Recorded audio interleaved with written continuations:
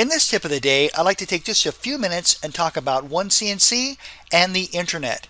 Now to begin with, OneCNC 100% does not require the Internet to function. This also means that OneCNC doesn't require things like the cloud to store data or files. Let me elaborate on this a little bit further. Now because OneCNC does not require an internet connection, your CAD/CAM work is always going to be non-interrupted. That is to say, if you have problems accessing the internet or if the internet completely shuts down, you're still going to be able to perform your CAD/CAM work 24/7.